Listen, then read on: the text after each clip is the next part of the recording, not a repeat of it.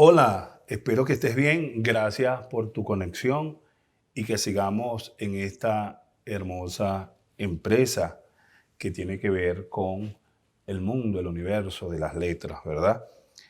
La responsabilidad que tengo es sobre esa triada maravillosa entre historia, tiempo y personaje.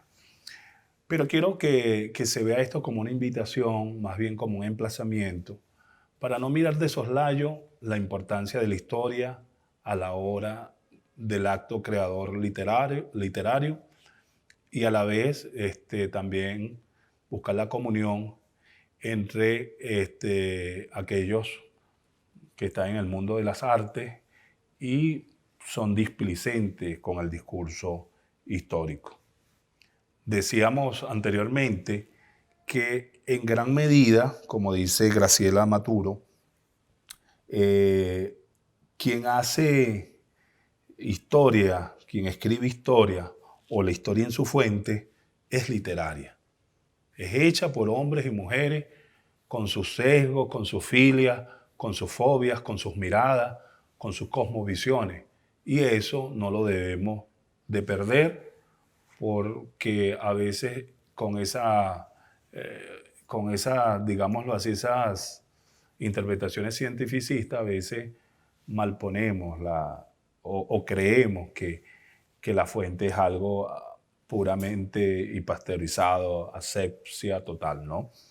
Pero como decía también la connotada estudiosa argentina, también la literatura en alguna medida es histórica. Hacer historia, nos recordaba, es hacer literatura y hacer literatura es también un modo de hacer historia.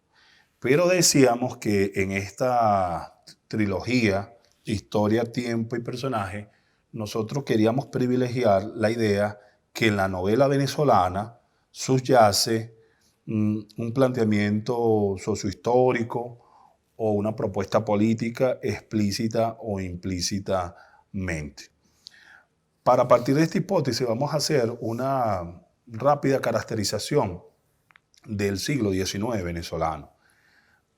Insisto, no haciendo énfasis en el placer estético o del estilo, para eso hay personas muy calificadas en esta experiencia que tenemos colectiva de taller, sino haciendo énfasis en el compromiso, la crítica social, ¿verdad? Y las propuestas políticas, porque en última instancia, quienes escribían o quienes hacían literatura en el siglo XIX, novela en el siglo XIX, eran seres humanos, eran ciudadanos inmersos en una realidad determinada, sin caer pues en una especie de determinismo social, pero es bueno hacer esta consideración. Por eso es que yo voy a hacer rápidas referencias sobre la novelística venezolana del siglo XIX, ¿verdad? Haciendo hincapié en el sentido de compromiso o de crítica social. Para esto tomo prestado algunos argumentos de Osvaldo Larrazábal Enrique y otros estudiosos que han hecho ese inventario de las novelas del siglo XIX. Lo que nosotros llamamos siglo XIX en Venezuela es el lapso histórico que va de 1830, cuando se da lo que se llama la disolución gran colombiana, y hay quienes dicen que hasta 1935, después de la muerte de Juan Vicente Gómez. Es decir, uno es el siglo cronológico, lo que nosotros conocemos 100 años, 1800, 1900, y otro es lo que se llama el siglo histórico, entendido como dos hitos fundamentales, ¿no?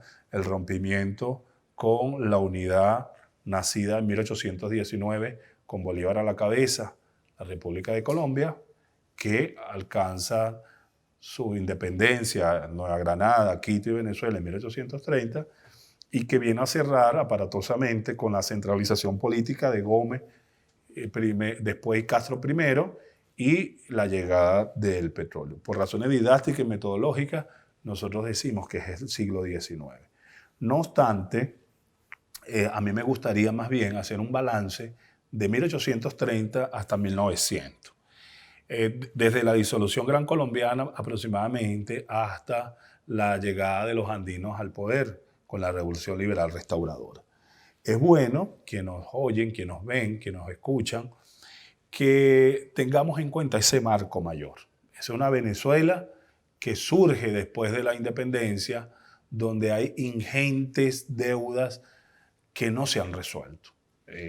Anhelos populares de hombres y mujeres que se embarcaron con los libertadores, con nuestros próceres de la independencia, para romper el ominoso yugo español, y una vez que se concreta pues la liberación de nuestro territorio, lamentablemente las oligarquías, los personalismos, las dictaduras se hacen con el poder y desconocen totalmente a los sectores subalternos, a esos negros, a esos pardos, esos indios, esas mujeres que lancen ristre, dieron lo mejor de su sangre por librarnos del enemigo opresor. Y digo esto sin retórica alguna para señalar que todo el siglo XIX lo podríamos sintetizar muy bien en una frase de Antonio Guzmán Blanco. Es un cuero seco. Lo pisamos por un lado, ¿verdad? Y se levanta por el otro. Entre 1830 y 1847, el gran hegemón de la política venezolana fue José Antonio Páez.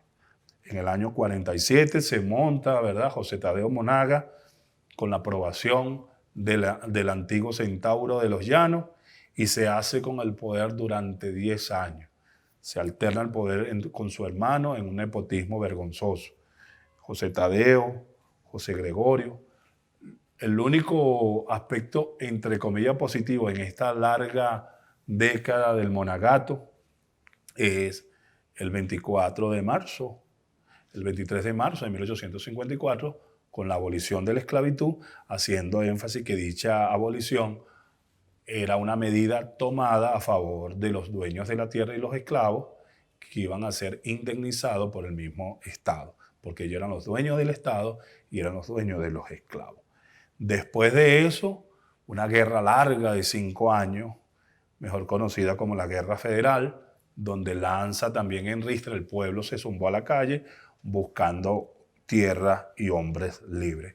Ahí está la figura de Zamora, que lamentablemente es silenciado empezando el año 60 del siglo XIX y quedan huérfanos las mesnadas de llaneros y del pueblo de a pie que anda anhelante tratando de alcanzar sus justas reivindicaciones históricas. Digo esto para que veamos que en este contexto nace la novela venezolana. Nace la novela venezolana en un momento en el cual exactamente la clase alta, entiéndase, la burguesía comercial usurera por un lado y los grandes hacendados entran en contradicción. Entran en contradicción debido a la usura de los dueños del capital que financiaban a los cosecheros, y una vez que entra en crisis el café venezolano, entonces comienza el periodo de expropiación.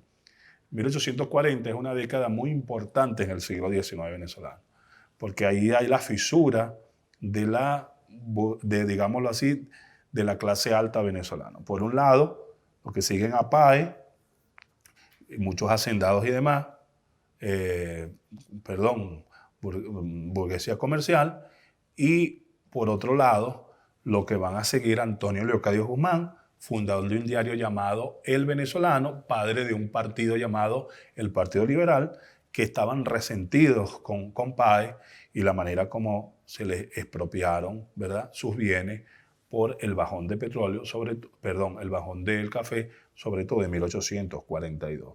Y es precisamente esos años, 1842, en que va a surgir en Caracas lo que se llama la primera novela venezolana. Es bueno decir, sin ánimo de polemizar, de que la idea de la novela muchos la sitúan en el siglo XIX. Por supuesto, cuando uno busca en las procelosas aguas de la época colonial venezolana, se va a encontrar, entre comillas, novelas germinales, es decir, propuestas, pero muchas de esas propuestas no tienen un rompimiento con España. Es decir, todavía quien escribe desde lo hispánico. Un nosotros que no es el nosotros del criollo propiamente, sino un nosotros que sigue siendo visto desde España hacia América, ¿no? Ahí está toda esa discusión interesantísima, si en el siglo XVII, XVIII, podemos hablar de una novela venezolana. En aras de no polemizar más sobre este aspecto y apegarnos un poco a la discusión de la historiografía literaria en Venezuela, podemos decir que en 1842 surge la primera novela venezolana llamada Los Mártires de Fermín Toro. Este recorrido sobre la novelística venezolana del siglo XIX, ¿verdad? Enfatizo, busca más el contenido, lo estético, lo estilístico, la forma de escribir, seguramente va a ser tratada por otros especialistas en el contexto de este taller. Es exactamente publicada en la revista El Liceo Venezolano, una revista que está enmarcada dentro del movimiento persistente que busca develar la realidad de una nación en proceso de cambio. Estamos hablando de 1842, estamos hablando a 12 años de la disolución gran colombiana y estamos hablando exactamente del año en que está entrando la figura del libertador, se está repatriando sus restos a Venezuela y está resurgiendo el bolivarianismo desde el Estado con mayor fuerza. Es importante entonces reiterar este principio. La novela en el siglo XIX latinoamericano y caribeño, en general y en específico en Venezuela, fue una difusora por antonomasia de ideas para acusar situaciones, para enjuiciar problemas de la vida nacional, y por eso, como dice Osvaldo Larrazaba Enrique, en gran medida es un medio de expresión comprometida, ¿no? De tal manera que la novelística venezolana del siglo XIX se desarrolla y tiene un conjunto de características particulares en cuanto a su desenvolvimiento como género literario que yo quisiera enfatizar, ¿no?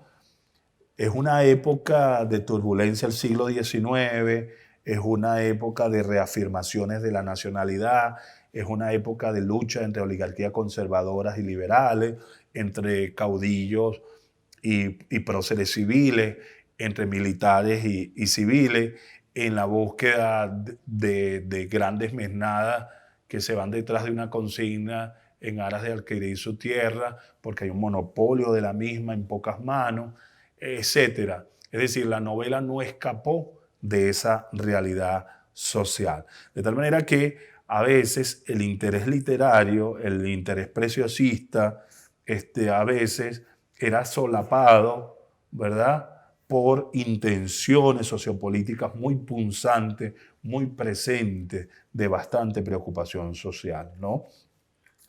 Y eso explica por algunos por qué a veces en ese afán de la denuncia social se quedaban en el ámbito local y no daban el salto cualitativo a la universalidad, ¿no? Esto es interesante también porque muchas de estas novelas también fueron objeto de la censura oficial. Fue tanto el carácter comprometido y de discusión y de denuncia que muchas de esas novelas no pasaron por la aprobación del mandamás del momento. Ejemplo de lo que decimos es el mismo Fermín Toro y Los Mártires, ¿no? Cuando uno lee esta novela, entendida como la primera novela venezolana, uno se da cuenta de que el valor literario es menor a las resonancias sociológicas y al valor denunciativo del propio texto, ¿no? A él lo que le interesaba era señalar la miseria, la explotación de las capas empobrecidas y pregonar el socialismo utópico que estaba en boga inclusive en Europa. Cuando uno analiza Los Mártires y busca sus argumentos, fíjate que está ambientada, fíjense ustedes que está ambientada en Londres en 1841. Estamos hablando de la segunda revolución industrial Estamos hablando de la Inglaterra, ¿verdad? De grandes explotaciones, de lo que Carlos Marx va a llamar, ¿verdad? La cuestión social. Y en el fondo también hay un carácter autobiográfico, porque Fermín Toro tuvo la oportunidad de ver la explotación que estaba sufriendo los nuevos proletarios, la clase trabajadora, y en gran medida él se erige allí como un defensor, como un apólogo indirecto de la clase más necesitada. Entonces, es muy interesante la manera como él describe esa realidad, donde habla de aquellas infelices familias, de la amarga ironía, de la miseria, del hambre, del pueblo más que pobre, etcétera, contradiciendo la idea de que Venezuela, siendo un país rico, un país importante, un país con, bueno, como productor importante del café de la época, lamentablemente tiene una nación muy pobre, un estado muy rico y una nación muy pobre, que por cierto es una prédica inclusive del siglo XX. Cito, por ejemplo, él dice, la historia de la mendicidad en el país que se llama el más rico del mundo es la prueba más triste y desconsoladora que pueda darse en la civilización actual. Interesantísimo porque hay un señalamiento directo en la pobreza en que viven los venezolanos en 1842. Pero igualmente otro escritor, José Heriberto García de Quevedo, ¿verdad? Y Tomás Michelena, otro también escritor importante. Estos dos escritores también se van por el mundo de la crítica social, de la denuncia. Los que quieran buscar sobre Tomás Michelena, busquen la obra Débora de 1884 y se van a conseguir una novela tesis, una novela que tiene una proposición muy clara. Interesantísima porque es una defensa del libre albedrío y la personalidad.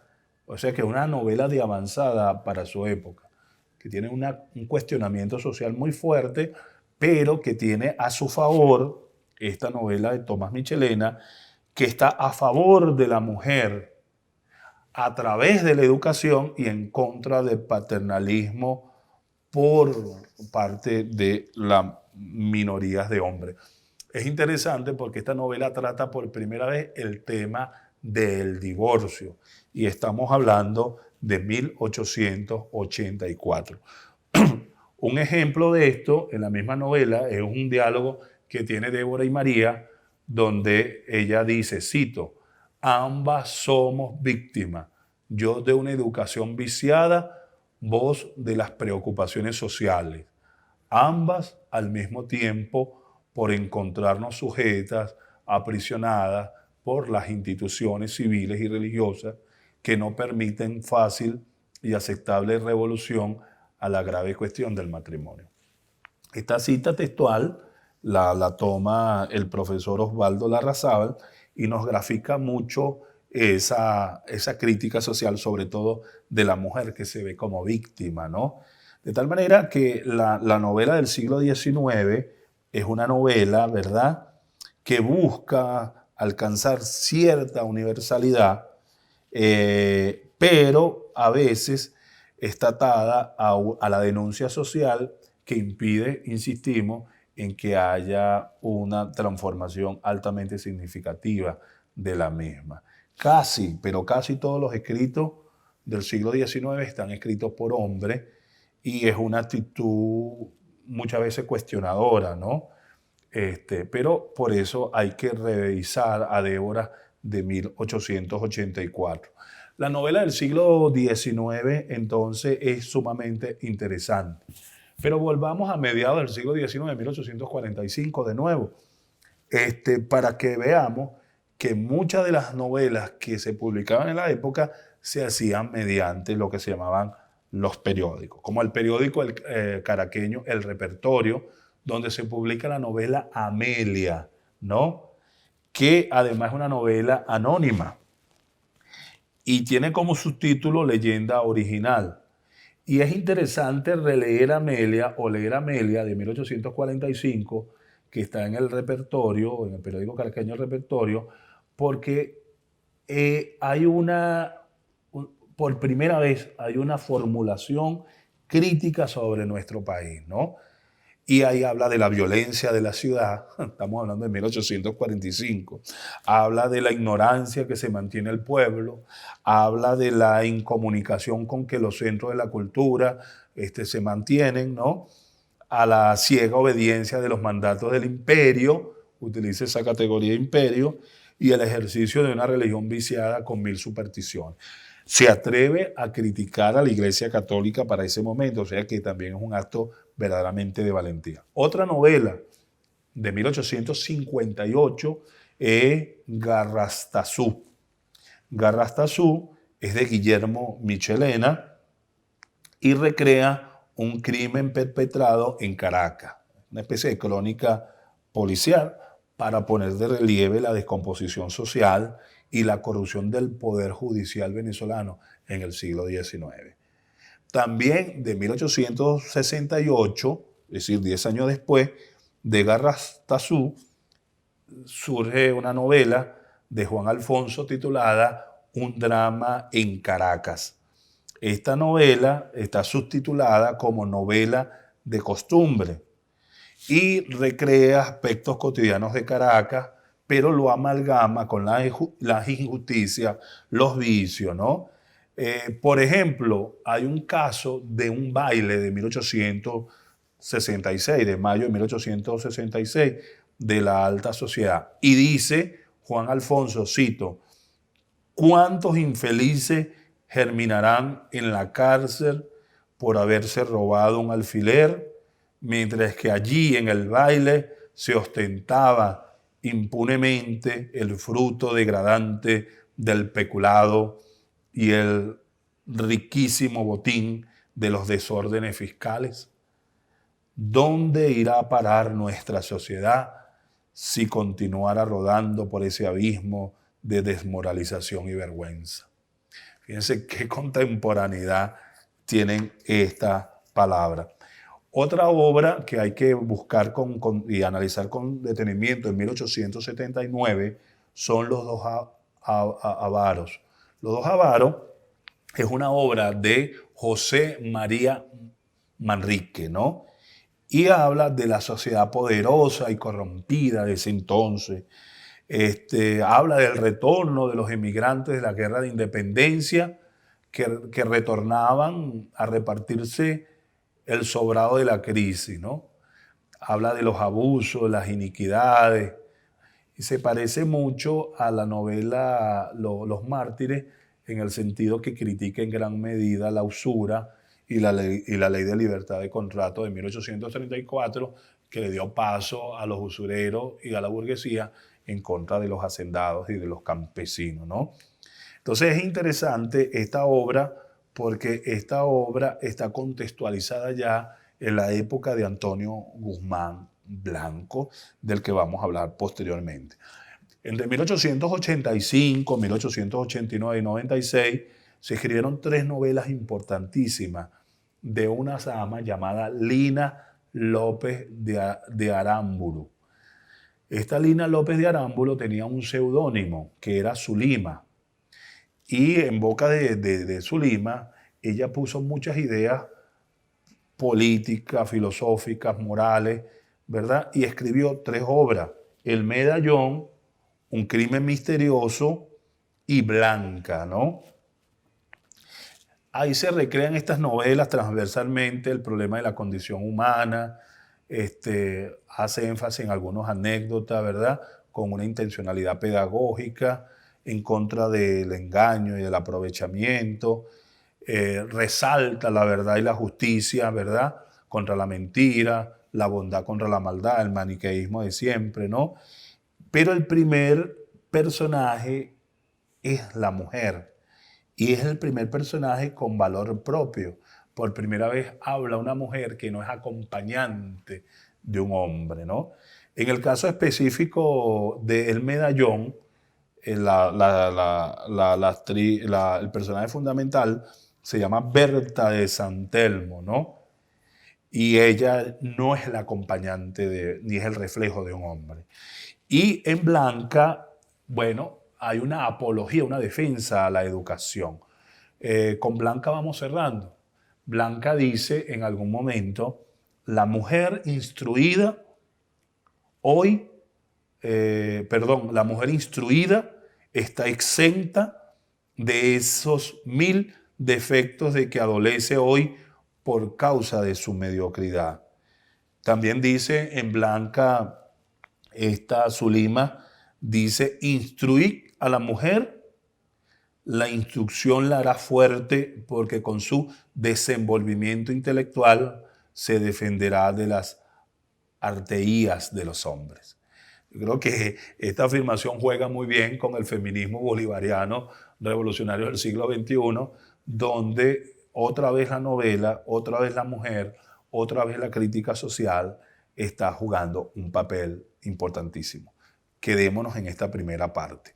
Pero no dejemos de recomendar un libro que nos puede ayudar muchísimo para la búsqueda de esta discusión sobre historia, tiempo y personaje.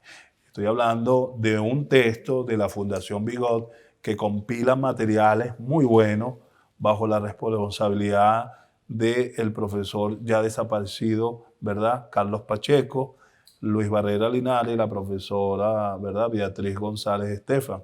Estoy diciendo Nación y Literatura, experiencia de la palabra escrita en la cultura venezolana. Vayamos haciendo nuestra biblioteca de autores y críticos venezolanos.